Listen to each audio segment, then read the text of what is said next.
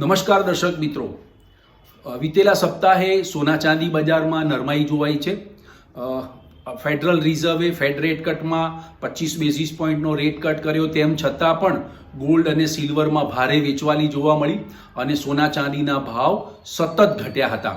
તો હવે આગામી સપ્તાહે સોના ચાંદી આ ભાવે ખરીદવું જોઈએ કે નહીં, એ સવાલનો જવાબ આપણે આ વિડીયોમાં મેળવીશું.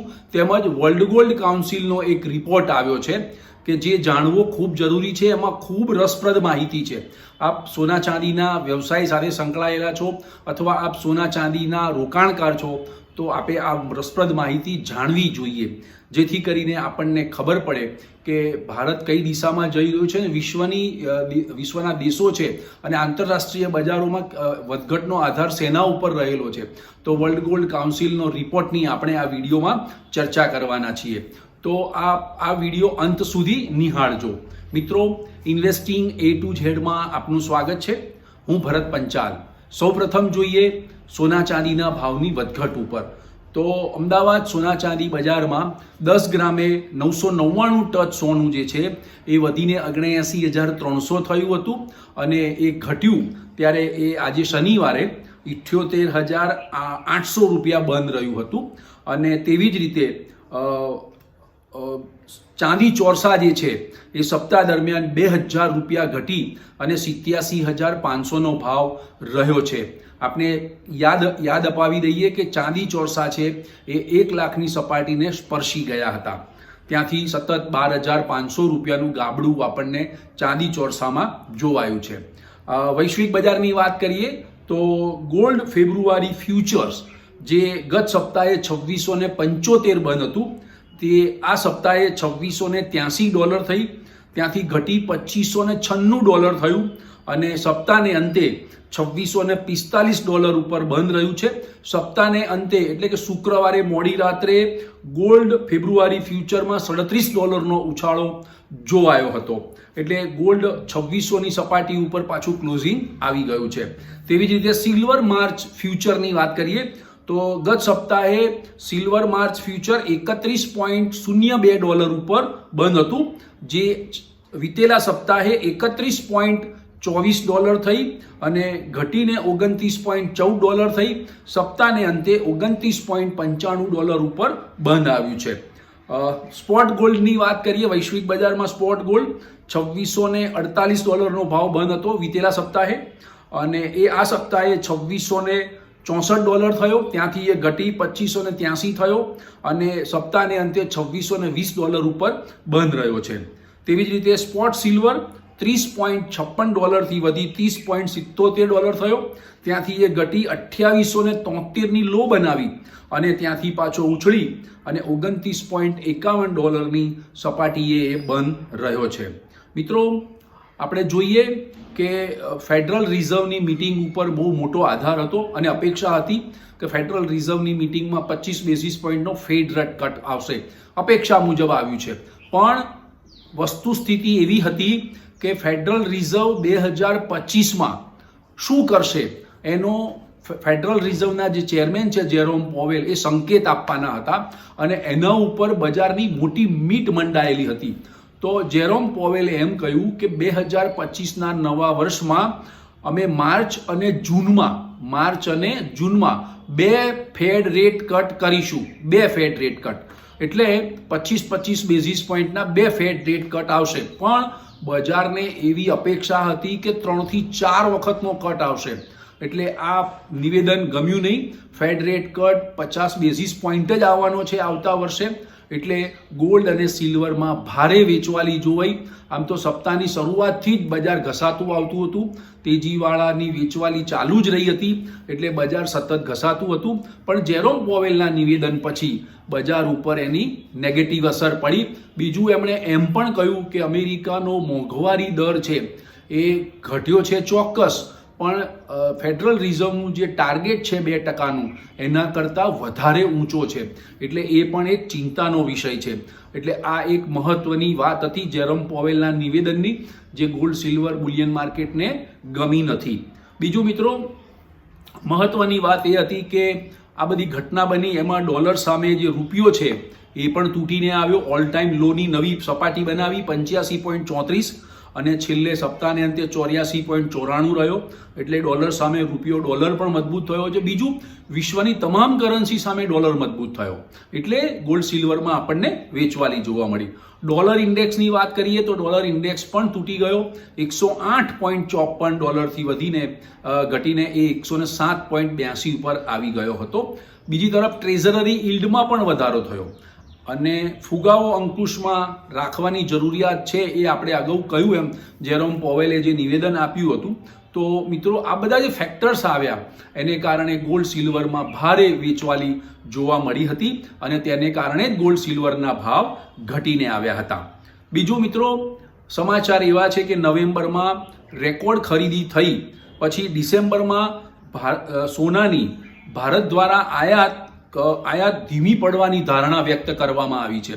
કારણ કે નવેમ્બરમાં ભારતે બહુ મોટી આયાત કરી હતી કે દિવાળીના તહેવારો હતા, પણ હવે ડિસેમ્બર આવ્યો છે તો ડિસેમ્બરમાં એ જે ડિમાન્ડ છે, એ આયાત છે સોનાની, એ ધીમી પડવાની એક ધારણા વ્યક્ત કરી છે.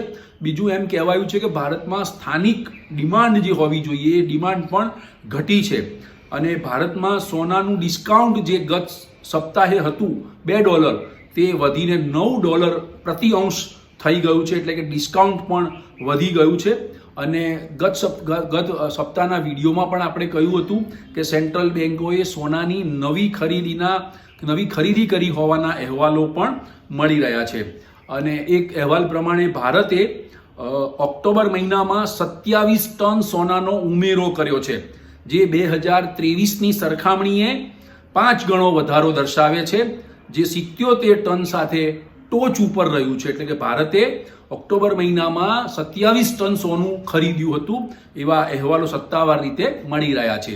બીજું, તુર્કીએ 72 ટન સોનું ખરીદ્યું અને પોલેન્ડે પણ 69 ટન સોનું ખરીદ્યું અને સોનાના રિઝર્વમાં વધારો કર્યો હોય તેવા પણ સમાચારો મળી રહ્યા છે.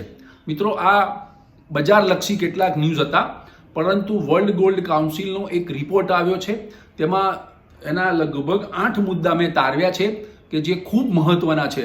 સૌથી પહેલી આપણે વાત કરીએ તો વર્લ્ડ ગોલ્ડ કાઉન્સિલે એમ કહ્યું છે કે દિવાળી પછી ભારતમાં સોનાની રોકાણ માંગ વધી છે, પણ તેની સામે ઝવેરાત એટલે કે દાગીનાની ખરીદી સાવ ધીમી પડી છે, એટલે ડિમાન્ડ સાવ ઘટી ગઈ છે.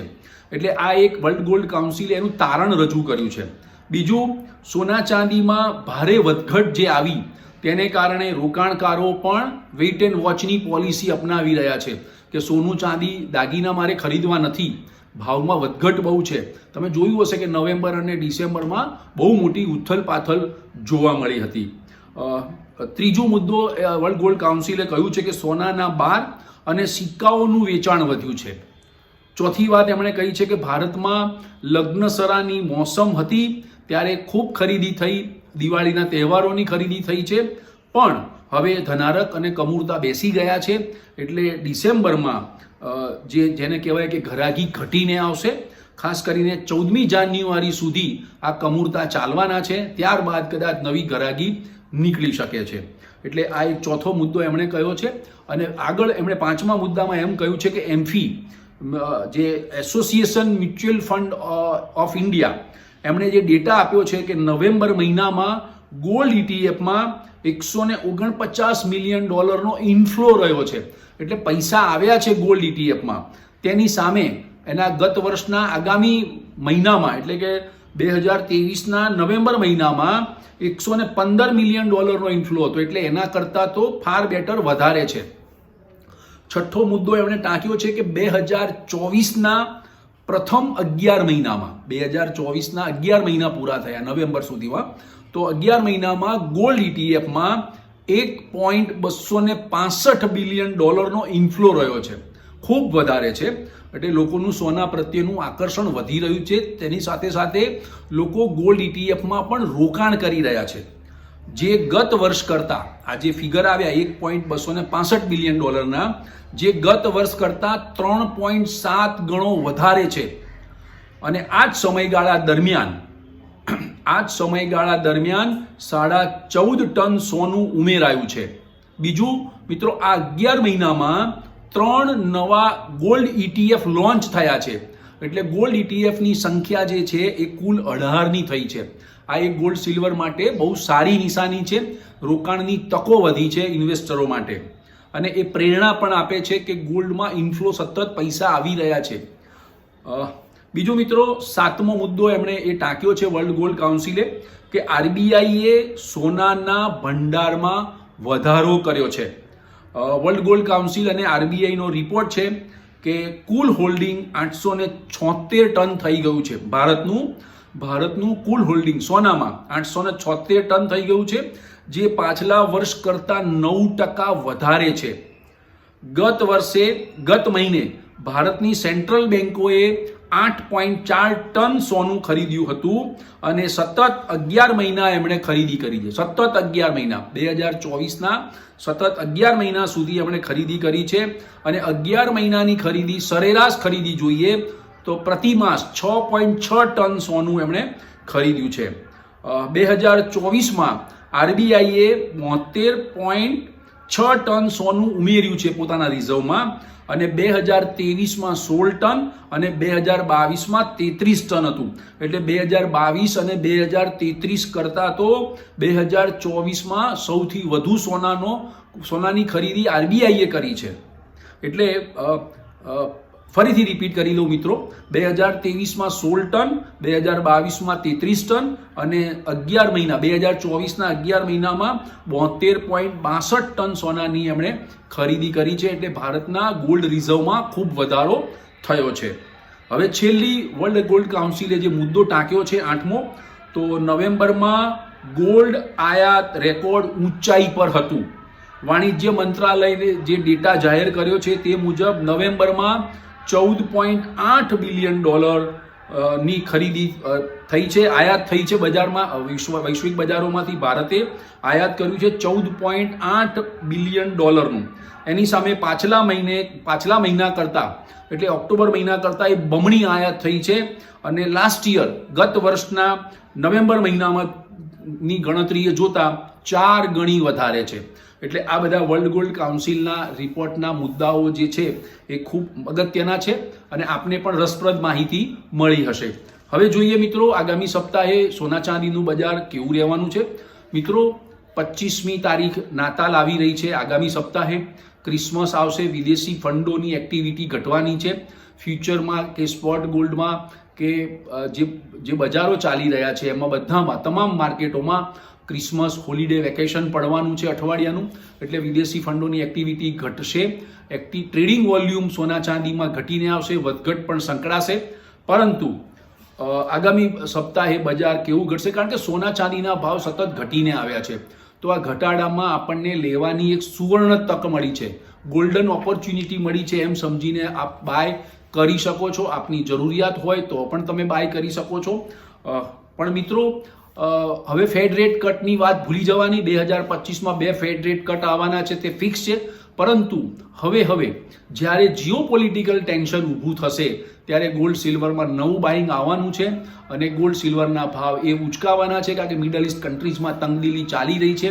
રશિયા અને યુક્રેન વચ્ચે ચાલે છે, ઇઝરાયલ અને લેબનોન વચ્ચે ચાલે છે, ઇરાક, ઈરાન, આ બધા કન્ટ્રીઝમાં જે ચાલી રહ્યું છે એ જીઓપોલિટિકલ ટેન્શનમાં જો વધારો થશે ત્યારે ગોલ્ડ અને સિલ્વરમાં પાછું સ્પેક્યુલેટિવ બાઇંગ આવે અને નવી ખરીદી પણ નીકળે, કારણ કે ડિમાન્ડ તો સોના ચાંદીની દર વર્ષે વધતી જ જવાની છે. એટલે મારે તમને કહેવું છે કે આગામી સપ્તાહે ગોલ્ડમાં $2600 અને $2575 આ 2 સપોર્ટ લેવલ ધ્યાનમાં રાખી અને તમે બાય કરી શકો છો. સિલ્વરમાં $29.5 અને 28.75 આ 2 સ્ટોપ લોસ રાખી અને તમે ખરીદી કરી શકો છો. અત્યારે હાલ જોઈએ તો આ 2 લેવલથી માર્કેટ બહુ લાંબુ ઘટે તેવું દેખાતું નથી. બીજું મિત્રો, આગામી સપ્તાહે અમેરિકામાં 3 એક્ટિવિટી થવાની છે. એક તો યુએસ કન્ઝ્યુમર કોન્ફિડન્સ ડેટા જાહેર થવાનો છે સોમવારે. મંગળવારે યુએસ ડ્યુરેબલ ગુડ્સ અને ન્યૂ હોમ સેલ્સ ડેટા પણ જાહેર થવાનો છે. બુધવારે નાતાલની રજા છે, અને ગુરુવારે US weekly jobless claim data જાહેર થવાનો છે. એટલે આ તમામ ડેટા જે આવશે તેની પણ ગોલ્ડ સિલ્વર માર્કેટ ઉપર ઇમ્પેક્ટ જોવા મળશે. એટલે આપણે એના ઉપર પણ નજર કરવી રહેશે. બીજું મિત્રો, આપના ગોલ્ડ સિલ્વરના ભાવ ઘટ્યા છે એટલે આ સમય યોગ્ય સમય જ છે બાય કરવાનો. હા, અહીંયાથી 1000 રૂપિયા હજી ગોલ્ડ સિલ્વરમાં ઘટી શકે છે, પણ આપની જરૂરિયાત હોય તો આપ બાય કરી શકો છો. અને બેસ્ટ ઓપોર્ચ્યુનિટી ગોલ્ડ ઇટીએફમાં પણ આપ રોકાણ કરો છો, કારણ કે એ આપણને એક સારો ઓપ્શન પણ આપ્યો છે કે આપની જરૂરિયાત હોય તો આપ ગોલ્ડ ઇટીએફ પણ બાય કરો. જેમ સ્ટોક માર્કેટમાં એસઆઈપી કરો છો તેવી રીતે ગોલ્ડ ઇટીએફમાં પણ આપ એસઆઈપી કરી અને બાય કરી શકો છો અને આપનું હોલ્ડિંગ વધારી શકો છો. મિત્રો, આ વિડીયો આપને ગમ્યો હોય તો લાઈક કરજો, શેર કરજો, કમેન્ટ્સ કરજો અને સબસ્ક્રાઇબ કરજો. Thank you very much.